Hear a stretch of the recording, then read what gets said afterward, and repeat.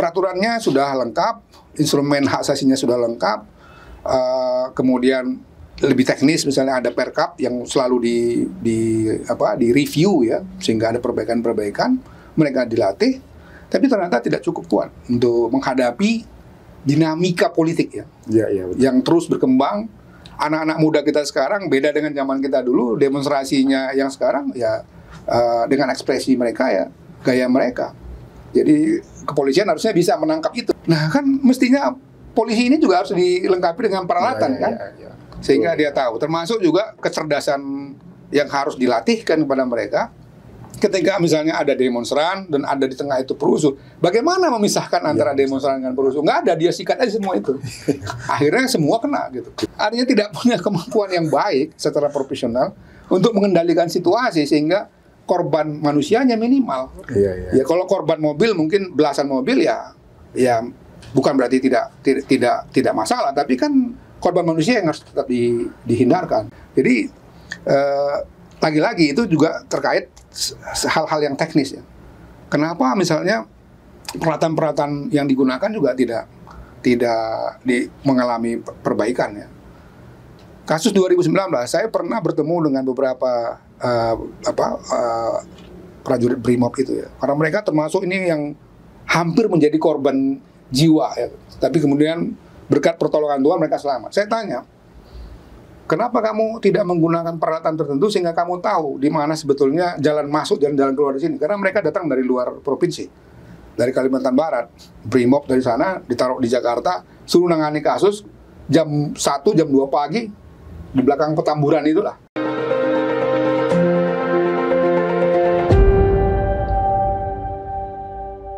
Selamat datang Pak di podcast Petisi Brawijaya. Ya, terima kasih sudah mengundang saya. Kita ngobrol-ngobrol tentang HAM nih hari ini ya. Ini kan konteksnya lagi lagi banyak jadi sorotan media juga.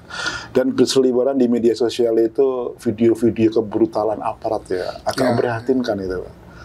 Gimana pandangan Pak Tovan ini Pak? Ya saya 2017 sampai 2022 kan jadi ketua Komnas HAM. Ya. Menghadapi saya kira ratusan kasus-kasus kekerasan dalam unjuk rasa, dan yang paling puncak itu peristiwa 2019 ketika ada demonstrasi menolak hasil pemilu ya di depan Bawaslu, yang kemudian di atas jam 10 malam itu berubah menjadi kerusuhan. Itu luar biasa. Korban dari masyarakat sipil kami hitung itu 700-an lebih. Dari Brimob sendiri saya datang juga ke rumah sakit Polri menemui korban-korban itu 280. Itu korban itu meninggal atau luka? Enggak, luka-luka. 9 orang yang meninggal dunia, dan yang meninggal dunia ini sampai sekarang tidak pernah bisa diungkap ya. 1 di Pontianak sama, yang jadi 10 totalnya, 9 Jakarta, termasuk yang tempo hari diangkat lagi ketika debat Pilpres ya. Dengan hadirnya salah seorang orang tua dari korban, Harun. Usianya 14 sampai 15 tahun. Saya datang ke rumah Harun itu dan ketemu ayahnya itu. Jadi fenomena kekerasan politik itu selalu terjadi pada momen-momen politik tertentu. Di luar itu memang ada penanganan yang memang, kalau kami dulu di Komnas ya, teman-teman NGO juga sama, di internasional sama, yang kita sebut sebagai isu police brutality, brutalitas kepolisian, aparat polisi dalam menangani katakanlah ya, dalam hal ini kita fokus misalnya unjuk rasa. Padahal negara kita ini sudah dilengkapi dengan berbagai instrumen. Ada Kovenan Hak Sipil Politik misalnya, ada konvensi anti torture. Orang nggak tahu bahwa dia tidak hanya anti penyiksaan, tapi juga misalnya penghukuman yang tidak manusiawi, merendahkan martabat. Contoh kasus ya, dulu ada demo anak-anak remaja di Bandung misalnya. Tiba-tiba mereka ditangkap. Memang kekerasan fisiknya tidak terlalu besar, tapi ketika digunduli hanya pakai celana dalam, itu sebetulnya bertentangan dengan konvensi. Jadi orang mengira karena selalu disingkat konvensi anti penyiksaan atau anti torture, orang lupa bahwa judulnya itu panjang. Anti penyiksaan, penghukuman dan perlakuan yang tidak manusiawi.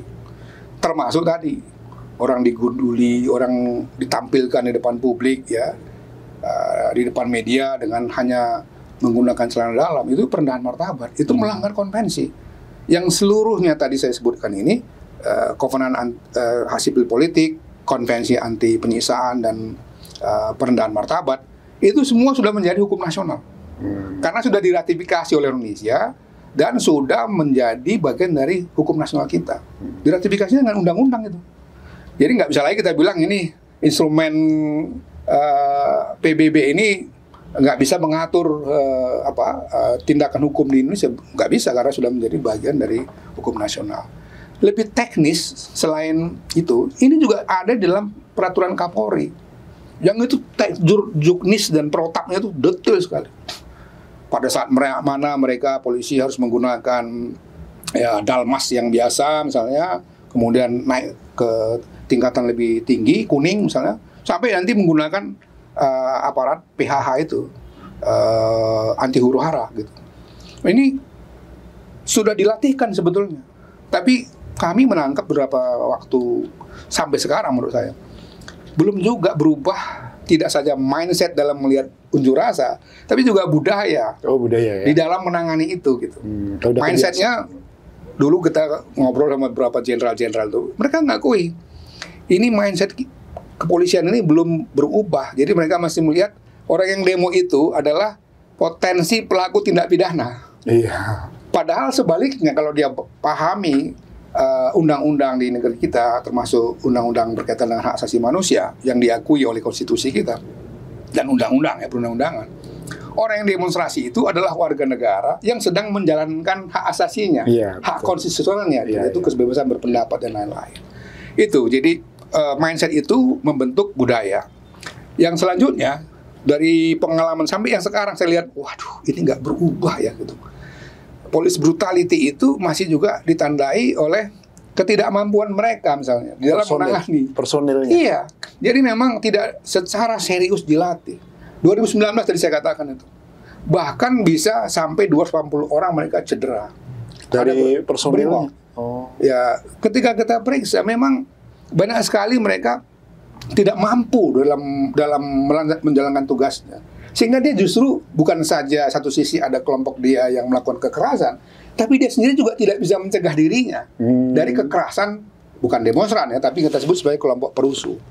Kan biasanya dalam demonstrasi itu nanti udah mulai agak sore jam 5-an atau mungkin peristiwa 2019 malam justru malam, ya. Di atas jam 10 menuju jam 11 itu datanglah kelompok perusuh itu yang kemudian mengubah situasi yang tadinya hanya demonstrasi damai itu kemudian menjadi kerusuhan.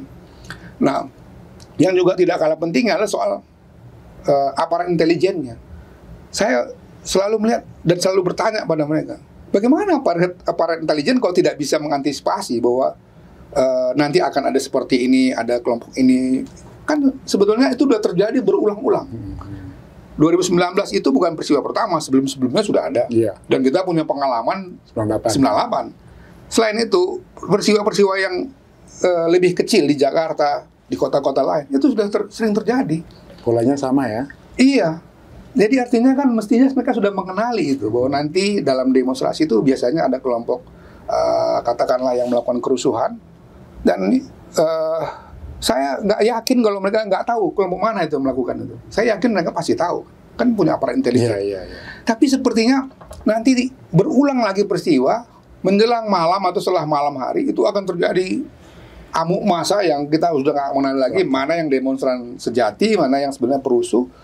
Dan kerusuhan itu tidak saja menimbulkan korban kepada orang-orang sipil yang sungguh-sungguh adalah pelaku unjuk rasa ya, menjalankan haknya ya, hak konstitusionalnya, tapi juga menimpa aparat kepolisian.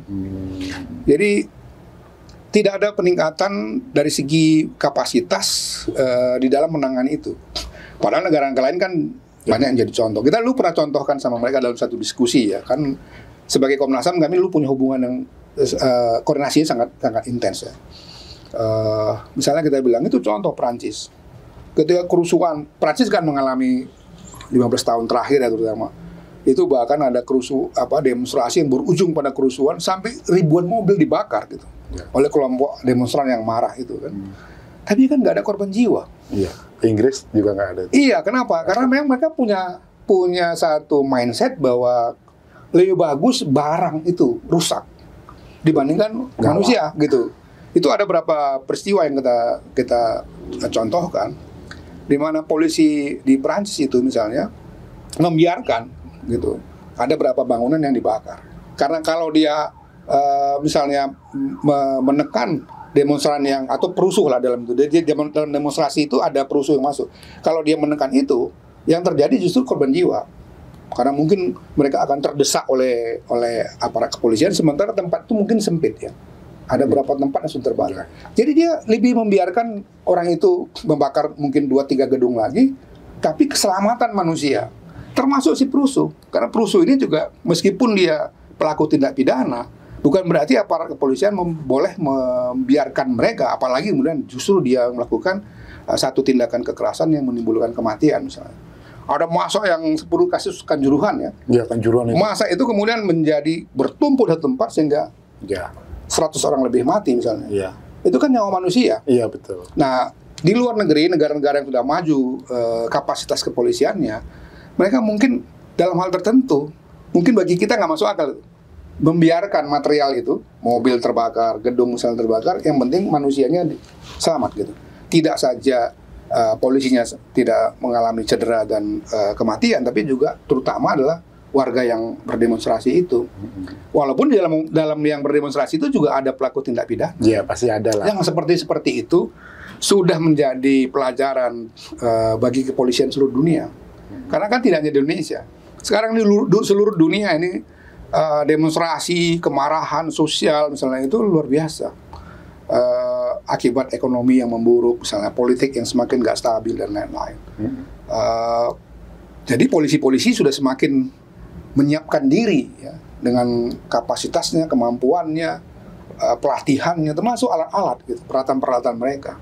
Dan tentu saja menyiapkan aparatnya untuk betul-betul memahami bahwa tugas mereka adalah mengamankan situasi dan melindungi orang-orang yang melakukan unjuk rasa. Iya, iya. Dalam pandangan asasi manusia, mereka ini menjalankan konstitusi. Iya, betul. Suka tidak suka, karena itu polisi harusnya melindungi orang yang menjalankan konstitusi, yaitu hak kebebasan berpendapat. Bahwa mungkin ada kelompok yang tidak setuju, katakanlah penguasa. Polisi kan bukan aparat kekuasaan, dia aparat penegak hukum dan hak asasi manusia.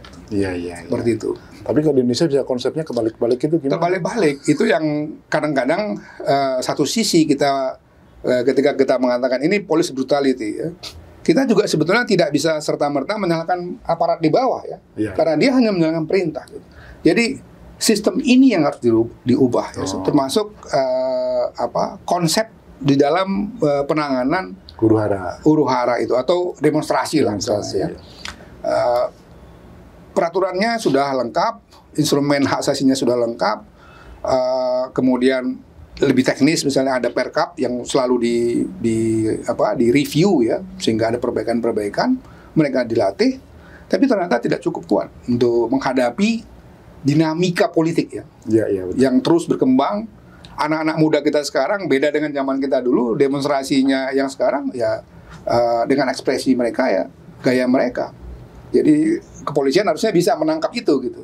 Tidak melihat mereka sebagai musuh. Sekali lagi karena di dalam konstitusi kita, dalam undang-undang kita, orang menyampaikan pendapat itu adalah hak konstitusional atau hak asasi manusia. Jadi setiap orang yang menjalankan haknya kan harusnya dilindungi. Iya, betul. Bukan dilihat sebagai potensi pelaku kriminal. Wah, ini demo nanti jam sekian rusuh nih gitu. Seperti itu ya. Jadi sekarang ini kalau kita perhatikan ya, kasus demo yang terakhir agak sedikit keras tuh yang di Semarang ya. Iya. Karena banyak korbannya lah. Bahkan sampai anak-anak pun kena gas air mata. Betul. Ya.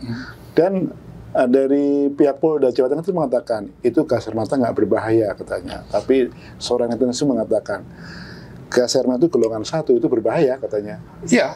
Waktu kami menginvestigasi kasus Kanjuruhan, ada beberapa ahli medis dan kimia ya, itu mengatakan yang sama. Jadi ada beberapa jenis tertentu itu bisa menimbulkan kematian. Iya, sesak nafas apa gitu. Jadi di Kanjuruhan itu kami menemukan bukti ya bahwa ada yang mati itu bukan karena pengaruh gas air mata membuat dia panik kemudian berhimpit-himpitan, bukan, tapi gas air matanya. Gas mata sendiri ya. Yang sudah menyebabkan dia menjurus pada kematian itu. Jadi lagi-lagi itu juga terkait hal-hal yang teknis ya. Kenapa misalnya peralatan-peralatan yang digunakan juga tidak mengalami perbaikan ya. Kasus 2019, saya pernah bertemu dengan beberapa prajurit Brimob itu ya. Karena mereka termasuk ini yang hampir menjadi korban jiwa ya. Tapi kemudian berkat pertolongan Tuhan mereka selamat. Saya tanya, kenapa kamu tidak menggunakan peralatan tertentu sehingga kamu tahu di mana sebetulnya jalan masuk dan jalan keluar di sini? Karena mereka datang dari luar provinsi, dari Kalimantan Barat, Brimob dari sana ditaruh di Jakarta, suruh nangani kasus jam 1, jam 2 pagi di belakang Petamburan itulah. Ya, mereka nggak tahu medan. Nggak tahu medannya dan dia nggak punya peralatan untuk misalnya mendeteksi mana pintu keluar pintu masuk. Karena dia bukan orang setempat dan itu keadaannya dalam kondisi sangat chaos malam ya gitu. Nah kan mestinya polisi ini juga harus dilengkapi dengan peralatan kan, sehingga dia tahu. Termasuk juga kecerdasan yang harus dilatihkan kepada mereka.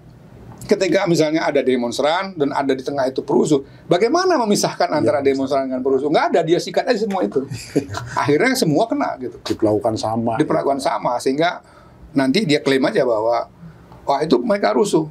Tapi ketika kemudian kita cek, karena dulu zaman saya masih di Komnas HAM, kami tuh punya mekanisme ya antara Komnas HAM dengan kepolisian. Jadi kalau ada yang ditangkap dan macam-macam, laporan dari LBH, kontras dan lain-lain itu atau keluarga misalnya, kita memang bisa mengakses, kita cek. Ya. Memang betul dari misalnya 300 orang ditangkap, nggak semuanya mahasiswa, sebagian memang bukan mahasiswa. Nah, inilah terindikasi sebagai penumpang gelap tadi, perusuh itu. Gitu. Tapi ini kan ketika sudah ditangkap baru dia misalkan. Waktu tadi di lapangan dia nggak bisa tuh misalkan. Yang misahin ini siapa? Iya, dan tidak punya kemampuan yang baik juga untuk mengenali. Oh itu di tengah sekitar seorang itu ada mungkin 5-10 orang perusuhnya, maka dia harus bisa tangkap yang 10 orang itu, bukan menghajar yang ratusan orang gitu. Di bulldozer. Iya, termasuk memperhitungkan ya. Misalnya gini, ini demonstran ada 1000-an orang sudah dalam situasi yang chaos misalnya, chaotic gitu. Nah di belakangnya ada dinding, ada macam-macam. Di sini sudah ada kebakaran macam-macam. Dia kan harus tahu kalau dia rangsek ini bisa jadi orang mati justru karena dia terdesak di situ. Nah, polisi-polisi yang sudah di negara-negara yang sudah terlatih itu, mereka sangat jeli melihat itu. Makanya meskipun demonstrasinya misalnya seperti di Prancis tadi ya, 1000 lebih mobil terbakar, tapi nggak ada orang mati. Bahkan nggak ada orang sampai ke rumah sakit. 2019 bukan hanya ratusan orang sipil, bahkan polisinya 280 orang menjadi korban. Artinya tidak punya kemampuan yang baik secara profesional untuk mengendalikan situasi sehingga korban manusianya minimal. Ya kalau korban mobil mungkin belasan mobil ya bukan berarti tidak masalah, tapi kan korban manusia yang harus tetap dihindarkan. Jadi ibaratnya gini ya Pak ya, kalau di komputer itu softwarenya udah bagus, tapi hardware-nya nih yang nggak kuat menjalankan gitu ya. Termasuk tadi saya bilang di dalam mindset-nya yang itu membentuk budaya kepolisian itu dalam melihat unjuk rasa. Mereka seringkali melihat itu bukan sebagai warga negara yang sedang menjalankan hak asasinya, hak konstitusionalnya sebagaimana diatur Undang-Undang Dasar, Undang-Undang politik dan lain-lain. Dia melihat itu sebagai ini potensi pelaku kriminalitas. Sebentar lagi ini akan bikin rusuh nih gitu. Jadi dia udah siap-siap untuk menghadapi calon perusuh. Padahal dia harus membalik cara berpikirnya dalam melihat orang yang berdemonstrasi. Itu dulu diakui oleh beberapa jenderal-jenderal yang selalu intens ya berhubungan dengan kita. Dan itu menjadi PR sebetulnya buat kepolisian zaman itu ya untuk mengubah. Tapi apa yang saya saksikan sekarang, saya nggak meyakini bahwa ada perubahan. Gitu. Tetap aja dengan mindset seperti itu, tiba-tiba datang menendang demonstran, bahkan kadang-kadang juga jurnalis atau petugas-petugas kesehatan. 2019 itu ada puluhan petugas kesehatan yang mengalami kekerasan. Nggak pandang itu laki atau perempuan. Padahal dia sudah pakai rompi bahwa mereka petugas kesehatan.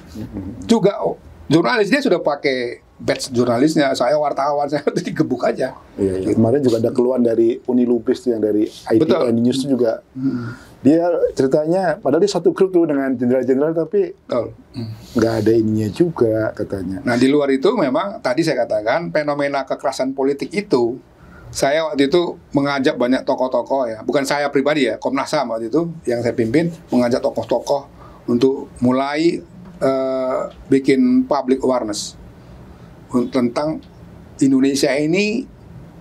Kalau kita nggak hati-hati, kita akan masuk ke dalam politik kekerasan dan kekerasan politik, saya bilang. Waktu itu kami ngundang PBNU untuk juga memberikan orasi, dari Muhammadiyah, Pak Haidar Nasir waktu itu, saya senang sekali ya, KWI, PGI segala macam, dan beberapa tokoh-tokoh masyarakat sipil ya yang ikut memberikan perhatian itu, supaya kita ini rakyat Indonesia, masyarakat Indonesia ini betul-betul aware bahwa kita silakan saja bikin partai, berkontestasi dalam pemilihan umum dan macam-macam, tapi kita tetap harus menjaga jangan sampai terjadi politik kekerasan dan kekerasan politik, karena itu sangat membahayakan kita sebagai satu kesatuan bangsa ya. Kalau itu tidak bisa dikendalikan, wah saya khawatir sekali keselamatan bangsa kita ke depan ya. Korbannya selalu rakyat kecil. Selalu rakyat kecil. Termasuk juga kalau kita lihat di kalangan aparat polisi, korbannya selalu ya aparat polisi paling bawah. Rendah ya. Iya. Ya. Kemudian untuk ini kan, kalau saya perhatikan di Semarang itu kan ternyata ada aparat polisi itu sampai mengejar masuk sekolah gitu. Itu gimana itu misalnya aturannya? Itu tadi saya katakan ada SOP-nya kan sebetulnya. Misalnya begini, mereka tidak boleh melakukan pengejaran ketika orang sudah sampai pada institusi rumah ibadah misalnya. Sekolah, perkampungan itu, tapi selalu dilanggar. Itu perkampungan kemarin juga pada masuk sampai kasus yang beberapa kasus dulu kami tangani masuk sampai ke rumah ibadah walaupun dibantah. Tapi kami dalam melakukan investigasi kami menemukan memang ada jejak-jejak yang bisa disampaikan oleh saksi-saksi yang ada di situ. Memang mereka masuk sampai merangsek ke situ. Jadi kemampuan aparatnya untuk mematuhi ya protap yang sudah diatur di dalam peraturan Kapolri itu, juga di belakangnya ada undang-undang tadi kan, ada peraturan-peraturan lainnya, terus juga pemahaman mengenai konteks politik lebih luas ya. Negara kita ini negara demokrasi, belum stabil. Negara yang sudah maju demokrasinya aja juga masih tetap menghadapi demonstrasi yang kadang-kadang luar biasa kan.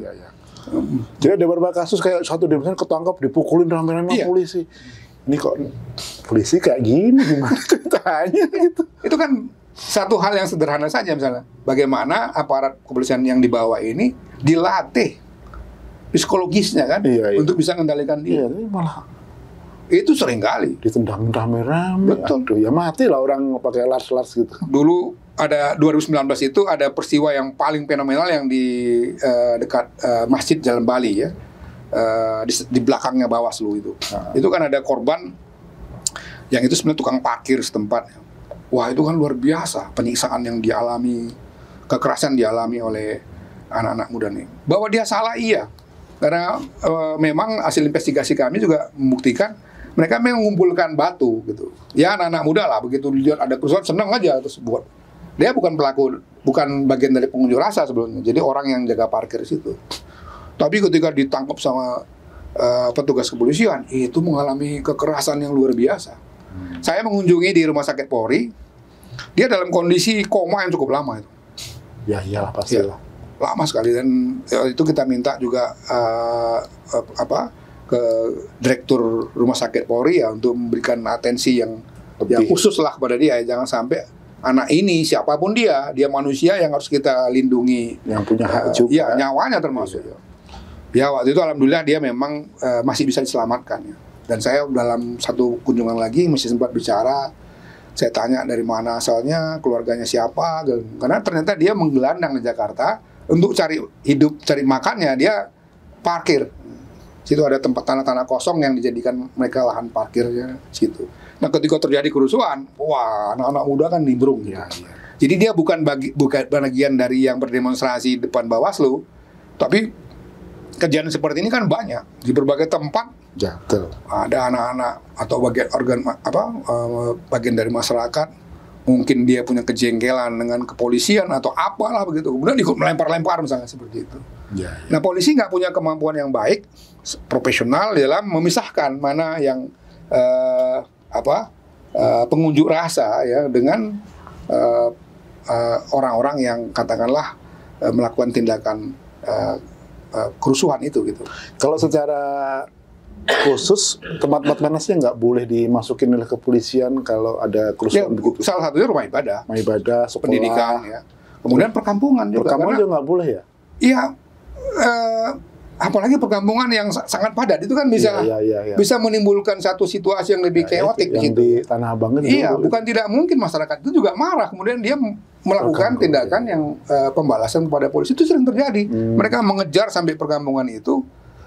Demonstrannya memang lari ke sana. Nah, yang terjadi apa? Aparat kepolisian malah berkelahi secara fisik dengan warga setempat karena warga setempat marah gitu. Maka terjadilah kekerasan, perusakan dan macam-macam di situ. Mestinya kan dia bisa menahan diri. Karena yang paling penting itu kan memastikan bahwa demonstrasi itu berjalan damai. Ketika nggak bisa, maka dia memisahkan antara yang perusuh dengan yang berdemonstrasi damai gitu. Ini, nah yang perusuh mungkin dia harus upayakan penangkapannya, tapi yang damainya harus dilindungi. Sebab mereka ini adalah orang sedang menjalankan hak asasinya, hak konstitusionalnya, yaitu menyampaikan pendapat di depan umum. Apalagi di Semarang kemarin dia ternyata yang kena terluka peluru karet gitu. Iya, itu dulu dalam berapa, saya ambil contoh yang paling jelas itu 2019. Saya tanya beberapa korbannya, saya memang nggak sampai dia meninggal dunia ya, tapi saya tanya, kamu ditembak di mana? Disebutnya di sini. Jarak berapa meter polisi yang menembakmu? Ada yang cuma jarak 3-4 meter. Iya, jadi dalam hati saya, kenapa ditembak? Iya gitu. Nah ini kita pertanyakan ya, memang tidak ada jawaban yang memuaskan ya, kecuali bahwa ya gimana aparat kami sudah nggak bisa dikendalikan karena mereka juga mengalami serangan katanya. Iya kita tahu pekerjaan jadi polisi itu tidak mudah ya, termasuk ketika ada kerusuhan itu suatu pekerjaan tidak mudah. Tapi kan dia harus tetap ditingkatkan terus menerus kemampuannya sehingga dia memang jauh lebih bukan saja manusiawi tapi profesional.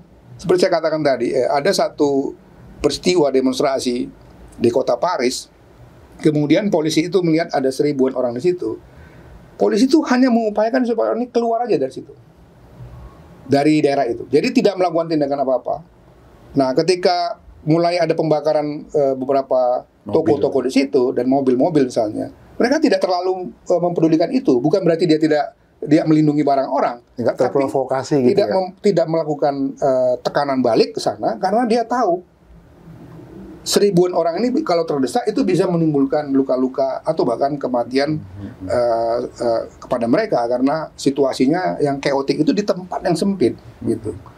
Jadi betul-betul mereka yang penting bagaimana keselamatan manusia. Ya kalau kita perhatikan kalau aturannya kan sampai jam 5 ya. Tapi begitu antara jam 5 sampai jam 6 langsung turun buat rekanan kayak nyapu kejar sampai rumah-rumah. Ini kok jadi kayak penjahatnya orang. Ya dia dibenarkan untuk membuat satu aturan karena kan dalam Kovenan Hak Sipil Politik itu juga ada ketentuan ya bahwa kebebasan sipil politik itu memang bisa diatur. Jadi polisi bikin aturan hanya sampai jam 5 bisa. Tapi tujuannya kan supaya dia lebih bisa terkendali. Ketika masa sudah belasan ribu orang, kan dia nggak bisa hitam putih, kalian sudah jam 5 kalian pulang. Ini bukan anak sekolah yang sedang belajar di kelas. Nggak bisa, jadi dia harus bisa lebih fleksibel. Yang penting bagaimana ini selesai demonstrasinya, tidak ada satupun orang luka, tidak apalagi meninggal dunia misalnya. Termasuk juga dari sisi aparatnya kan gitu. Itu yang harus dilakukan. Nah, saya tidak melihat ada perkembangan ya, dari zaman dulu saya masih di Komnas HAM sampai sekarang. Ya perkembangan dari segi karakternya atau kulturnya dalam menghadapi orang demonstrasi, kapasitas profesionalnya, peralatannya itu tidak berubah. Karena itu fenomena tetap aja. Ada kita lihat televisi nanti atau rekaman-rekaman YouTube misalnya, ada demonstran diinjak-injak, ada jurnalis yang diambil peralatannya misalnya. Padahal itu juga ada satu ketentuan tersendiri ya. Seorang jurnalis itu dilindungi hak asasinya loh. Ada satu ketentuan tersendiri di internasional dan nasional juga bahwa mengganggu pekerjaan seorang jurnalis itu tindak pidana sebetulnya gitu. Nah ini ada kaitan yang saya katakan selama ini juga keengganan kepolisian untuk melakukan satu efek jera dengan melakukan tindakan hukum yang pemidanaan. Pengalaman saya dulu biasanya mereka bertahan tidak ingin memidanakan pelaku-pelaku kekerasan itu dengan alasan macam-macam dan akhirnya hanya tindakan administratif ya atau tindakan disiplin misalnya ditahan sekian hari kemudian nanti membuat ada beberapa ketentuan yang membuat mereka memang terhalang untuk naik pangkat misalnya atau promosi dan lain-lain. Tapi kan juga nggak ada yang bisa memastikan bahwa tindakan sanksi administrasi dan disiplin itu dijalankan. Makanya kita dorong dulu untuk ada kasus-kasus yang memang sudah parah tindakannya seperti kasus di Jalan Bali itu mestinya ke peradilan sehingga ada efek jera gitu. Tapi selalu ada resistensi dari pihak kepolisian untuk tidak melakukan pemidanaan itu. Ya karena itu ini juga menjadi faktor kenapa masih terus berulang-berulang kekerasan aparat atau yang kita sebut sebagai police brutality itu ya. Kemudian kalau kita perhatikan sekarang ini kan kayaknya eskalasi demo ini akan kencang nih, makin kencang nih kan. Karena transisi ini kan biasalah ada gejolak-gejolak di berbagai kota. Tapi sekarang kan betul di Semarang, Jogja, berbagai kota ini sekarang. Apalagi politisinya juga nggak menyadari juga kan. Tiba-tiba sekarang ada berita di media akan revisi undang-undang MK misalnya. Nah itu kan pasti akan menimbulkan gejolak lagi karena publik ini nggak bodoh, publik ini nggak bisa dikibuli. Mereka tahu kemana arah kebijakan-kebijakan politik seperti itu gitu. Makanya RUU Pilkada kan dalam waktu singkat mereka mau sahkan dan dalam waktu singkat juga demo di berbagai kota di Indonesia. Nah, kalau seandainya tempo hari nggak dibatalkan, saya yakin akan terjadi gejolak yang luar biasa. Nah kedua yang mereka harus ingat juga, biasanya gejolak politik itu akan semakin parah ketika situasi kesejahteraan ekonomi menurun. Nah itu jelas data dari BPJS yang menunjukkan kelas menengah kita menurun. Dan secara global juga terjadi penurunan yang luar biasa. Pasti juga akan berdampak. Saya 2022 keliling ke beberapa negara Eropa. Itu gelandangan sudah berserakan itu di kota London misalnya. Jadi saya memang wah ini juga tidak mungkin tidak Indonesia akan berdampak. Nah betul kan? Nah nanti politik yang nggak stabil karena ada kebijakan-kebijakan yang dalam tanda petik nggak masuk di akal orang, gitu. Akal publik itu akan bertemu dengan tingkat ekonomi yang mengalami penurunan sehingga kemarahan publik itu akan semakin keras ya gitu. Kalau saya kan di mana-mana kadang-kadang saya punya teori yang namanya teori batas akal sehat. Tempo hari undang-undang Omnibus Law dibikin seperti itu, ada undang-undang macam-macam yang simsalabim tiba-tiba jadi ya. Kami di Komnas HAM mengkritik itu, kita diperangin bahkan oleh DPR. Masyarakat belum terlalu marah, tapi belakangan itu istilah saya batas akal sehat publik itu sudah terlampaui. Iya, terlampaui. Sehingga mereka memang melihat ini sudah nggak bisa ditoleransi dan kemarahan menjadi luar biasa. Jadi kebijakan-kebijakan politik yang salah nanti ke depan itu akan sangat mudah memicu kemarahan publik yang kemudian berujung demonstrasi-demonstrasi yang pasti demonstrasinya akan semakin marak di berbagai kota. Kemudian ya kerusuhan-kerusuhan akan sangat mungkin terjadi. Nah sementara perbaikan atau pembenahan di penanganan unjuk rasa oleh polisi itu nggak ada perbaikan, nggak ada perkembangan. Iya, nggak ada perkembangan. Padahal kami dulu sangat intens melakukan kajian, termasuk kerjasama untuk pencegahan torture ya.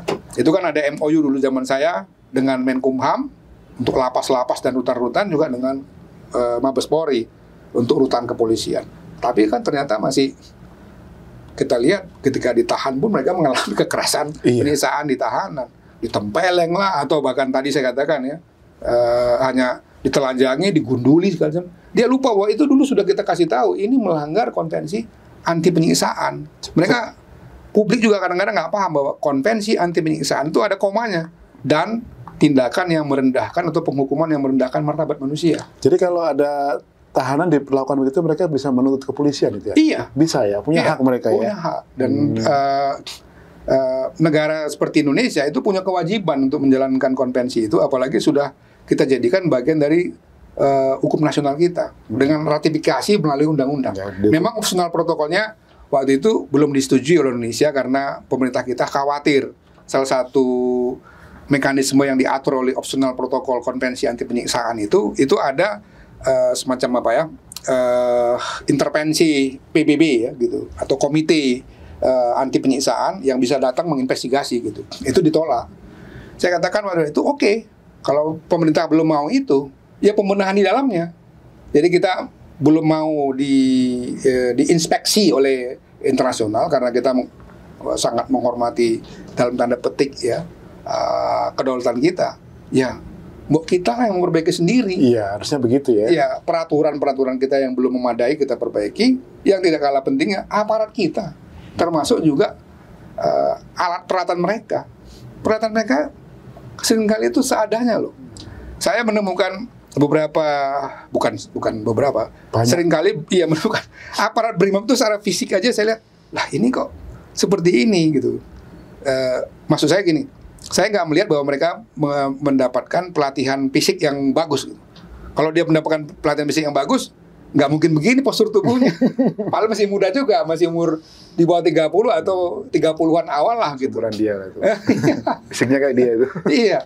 Padahal mereka ini adalah aparat terdepan yang nanti akan menghadapi berbagai unjuk rasa, kerusuhan, dan lain-lain. Termasuk yang akan dikirim ke daerah-daerah konflik seperti di Papua misalnya. Ya, karena itu memang harus disiapkan sebaik mungkin mereka. Supaya dia tidak menjadi faktor yang justru menimbulkan kekerasan terhadap publik, bahkan kematian misalnya. Juga sebaliknya tidak menjadi korban dari satu peristiwa yang dia tidak bisa kendalikan itu karena kapasitasnya tidak ditingkatkan waktu demi waktu dengan dilengkapi peralatan yang juga memadai gitu. Ya. Ini sekarang kita bicara dari sudut pandang mahasiswa lah di Muson ya. Ini kan kayaknya case-case-nya kan terus banyak nih, mengingat transisi kita pemerintahan itu masih tanggal 20 Oktober nanti. Ya. Ini bagaimana cara mereka untuk menghindari kebrutalan, kekerasan aparat yang sering muncul itu?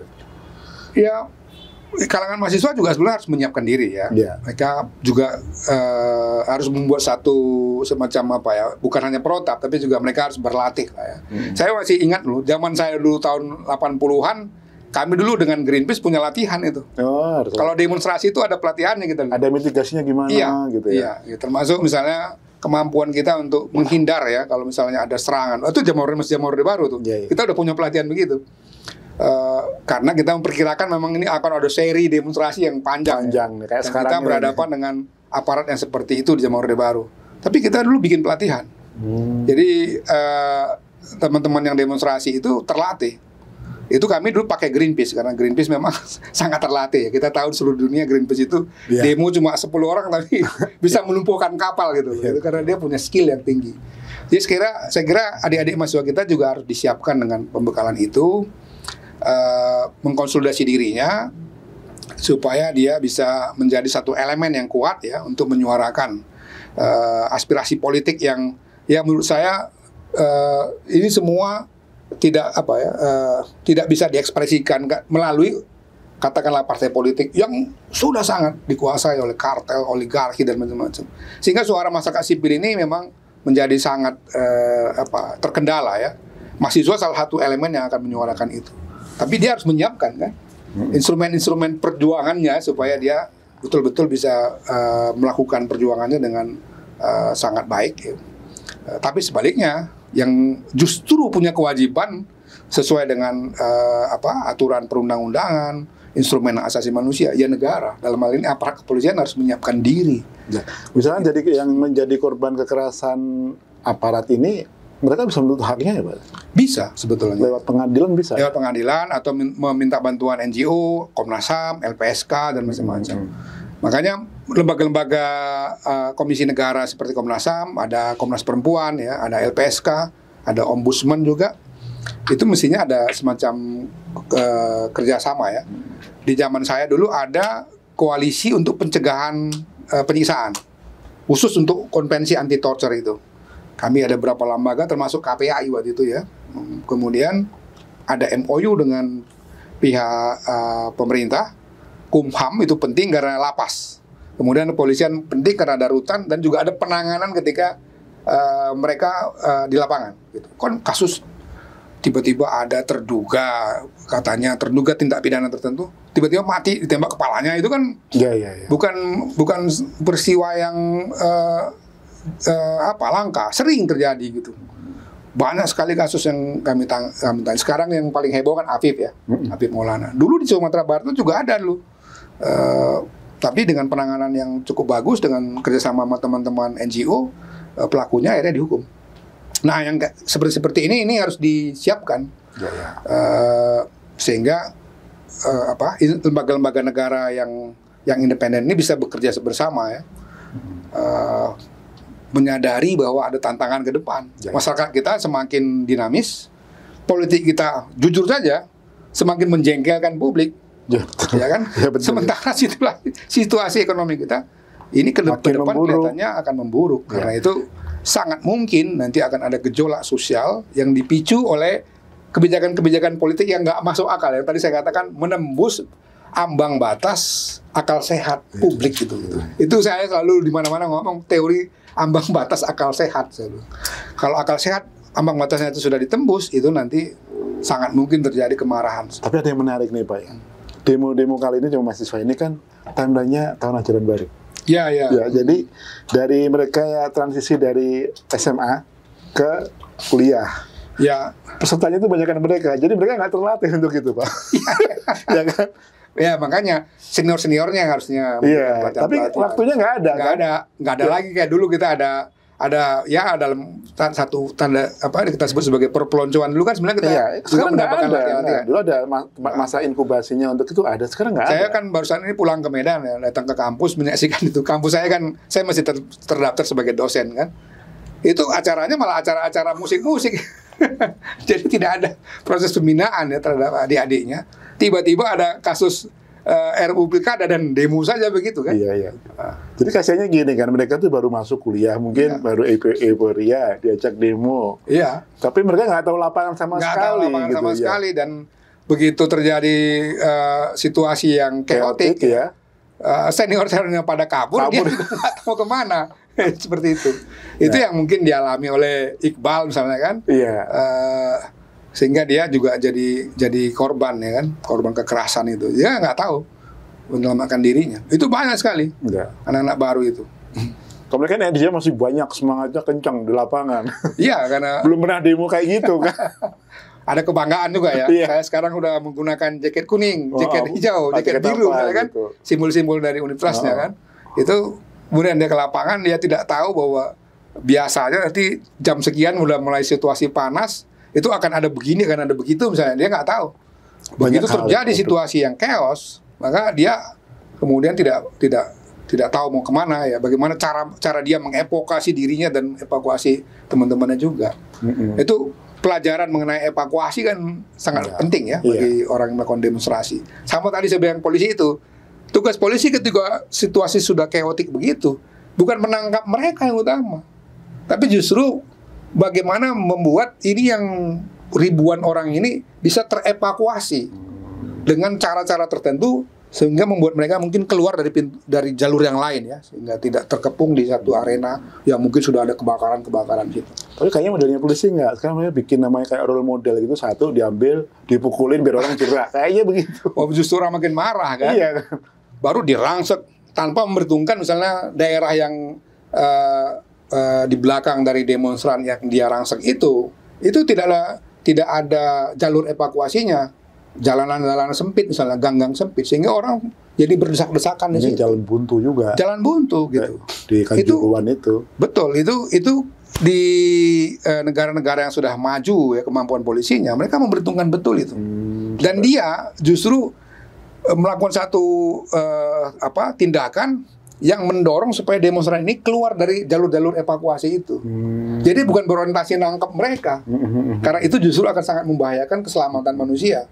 Tapi bagaimana mendorong mereka supaya mereka keluar dari arena kerusuhan itu melalui jalur-jalur yang mereka memang sudah tahu juga ini ada jalur.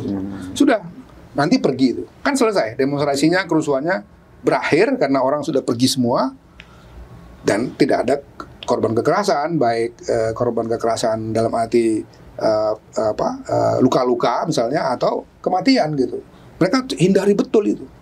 Kalau akhirnya pilihannya harus mengorbankan 1-2 gedung terbakar atau 5-10 mobil terbakar, mereka lebih memilih material itu yang dikorbankan, bukan nyawa manusia. Itu menjadi SOP-nya mereka, ya. Tujuan utama mereka bagaimana, termasuk perusuhnya gitu. Itu harus terlindungi.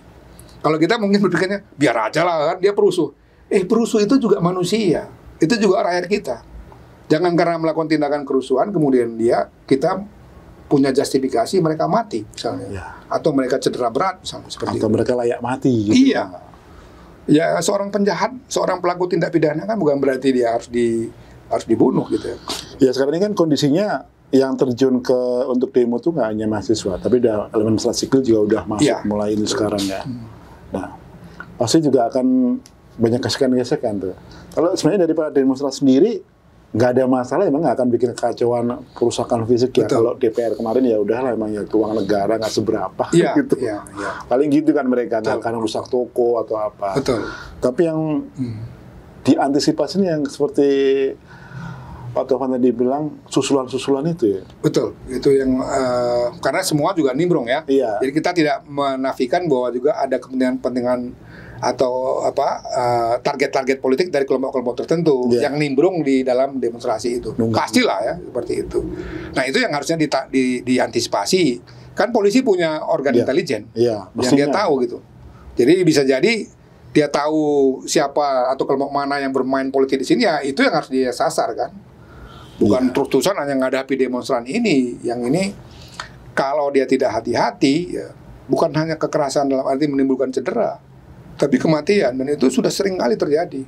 Saya katakan tadi puncaknya 2019, ada 10 orang yang mati, 9 di Jakarta, 1 di Pontianak. Itu dari demonstran atau dari apa? Dari demonstran. 10-nya semua demonstran ya. Kemudian ada matinya karena apa itu, Pak? Tembakan. Nah, itu yang tembakannya tidak terbongkar kan? Tembakannya peluru karet atau peluru tajam? Peluru tajam.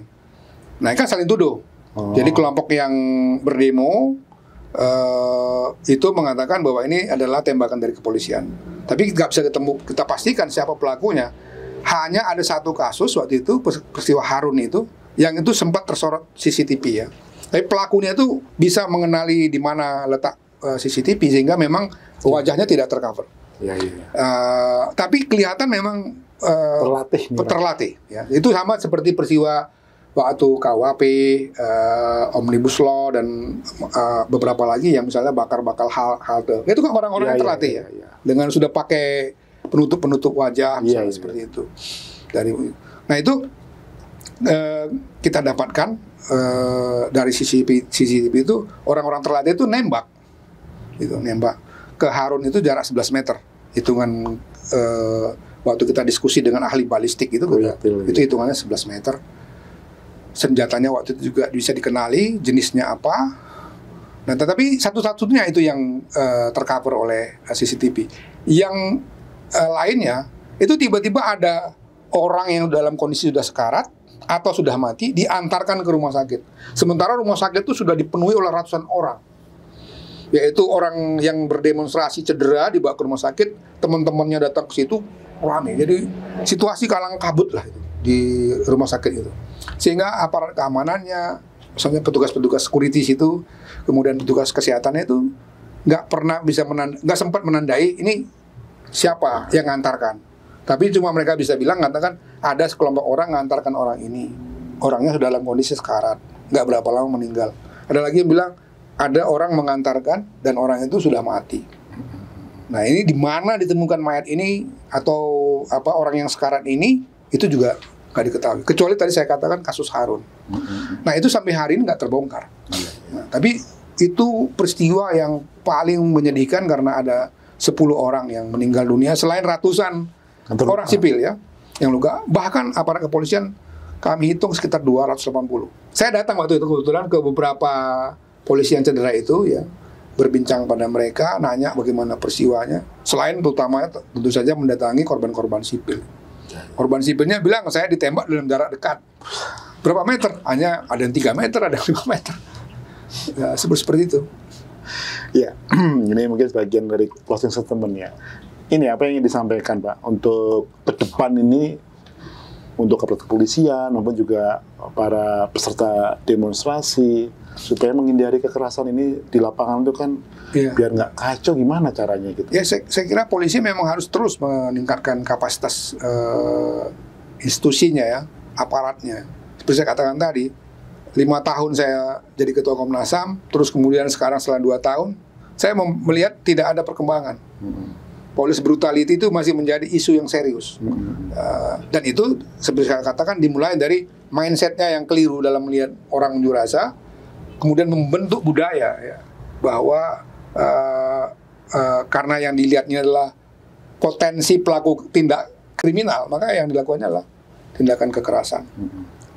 Kemudian pelatihan-pelatihan mereka, SOP yang sudah bagus misalnya, itu tidak bisa diterapkan karena saya tidak melihat ada satu pelatihan yang serius, termasuk penyiapan aparat itu. Jadi ya kita nggak bisa 100% nyalakan prajurit nih.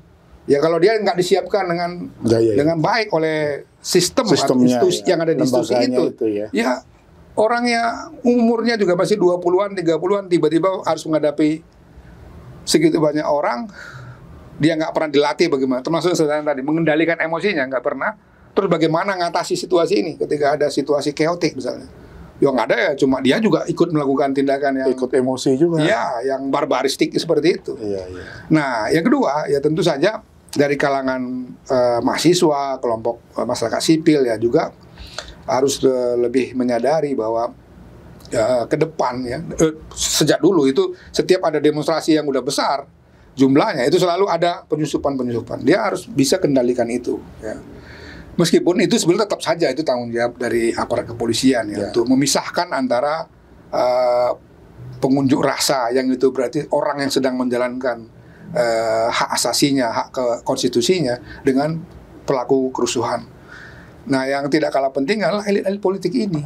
Saya sedih membaca berita ketika lah ini mau revisi undang-undang MK, ini nggak kapok ya gitu. Barusan dia mau bikin RUU Pilkada Simsalabim itu orang marah semua. Itu tadi saya katakan karena sudah menembus ambang batas akal sehat orang, publik gitu. Publik itu dianggap ini gila ya, gitu kan? Masa untuk keluarga ini kita harus mengubah semua peraturan dan mengalahkan semua apapun gitu. Kan itu nggak masuk di akal orang. Nah sekarang tiba-tiba akan ada revisi undang-undang MK. Nanti mungkin apa lagi itu kebijakan-kebijakan baru yang saya kira akan direspon kemarahan publik pasti. Dan itu memancing akan ada lagi demonstrasi-demonstrasi. Jadi elit-elit politik ini menurut saya juga harus introspeksi diri ya. Jangan karena kekuasaan ya lupa bahwa masyarakat ini kemudian menjadi korban dari kerakusan keserakahan politiknya atau kekuasaannya gitu. Dan dia lupa juga bahwa satu ketika ambang batas akal sehat itu dilanggar ya, kemarahan itu juga akan mengarah pada mereka. Ya kita lihat aja sudah mulai ada yang merusak-rusak misalnya masuk ke dalam. Bukan tidak mungkin nanti akan terjadi kerusuhan lebih parah dibandingkan 1998. Dan mereka bukan bisa jadi sasaran. Semoga janganlah itu. Semoga jangan, karena itu akan merugikan kita semua. Karena kita yang pernah ngalami udah jangan dah. Kita mundur berapa tahun itu kemajuan kita yang sudah kita capai sekarang, terlepas bahwa masih ada kurangnya kan, kita nggak mau ada langkah mundur ya dari bangsa kita yang ya sekarang ini apapun ya plus minusnya kita diakui oleh internasional sudah banyak kemajuannya gitu. Itu yang harus mereka sadari, jangan hanya untuk memuaskan nafsu kuasa ya, yang kemudian dia lupa bahwa rakyat itu nggak bodoh gitu. Iya betul, kalau udah bisa melihat pada titik tertentu mereka akan marah dan muak gitu. Iya gitu. Iya, orang selalu bilang enough is enough. Ini sudah enough is enough ini. Jangan lakukan lagi. Tapi ya mudah-mudahan mereka dalam beberapa waktu ke depan ini punya kapasitas untuk introspeksi diri ya. Podcast seperti ini juga bisa membuat mereka meninjau ulang lah kebijakan-kebijakan mereka yang itu menembus batas akal sehat masyarakat atau publik itu gitu.